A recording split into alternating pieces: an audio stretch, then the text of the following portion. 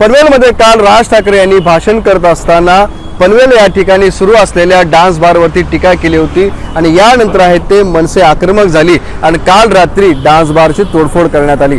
मी सध्या त्याच ठिकाणी आहे। तुम्ही पाहता की हा समोर जो डान्स बार दिसतोय हा नाईट रायडर्स डान्स बार आहे आणि काल रात्री मनसेच्या माध्यमातून या ठिकाणी तोडफोड करण्यात आली होती।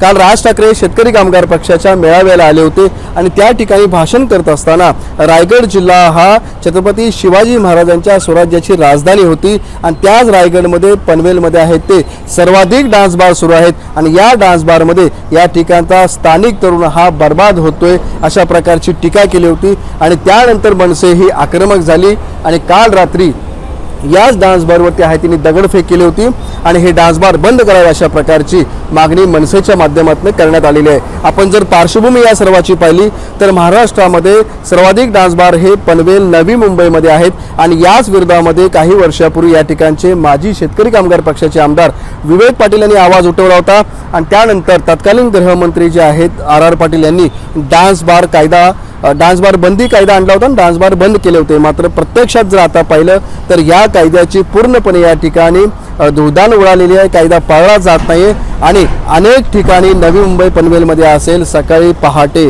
3 ते 4 वाजेपर्यंत हे डान्स बार सुरू असतात। त्यामुळे मनसेच्या माध्यमातून जरी ही तोडफोड करण्यात आली असली आंदोलन हाती घेण्यात आलं असलं तरी प्रत्यक्षात मात्र ज्या ठिकाणी हे पहाटे सकाळी 2, 3, 4 वाजेपर्यंत डान्स बार सुरू असतात त्या ठिकाणच्या वरिष्ठ अधिकाऱ्यावरती कारवाई का केली जात नाही अशा प्रकारचा आवाज आता या ठिकाणी अशा प्रकारची मागणी आता केली जात आहे। त्यामुळे मनसेचं या पुढचं आंदोलन कसं असेल याकडे आता सर्वांचं लक्ष लागलेलं आहे।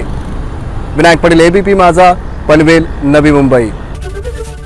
एबीपी माझा, उघडा डोळे बघा नीट।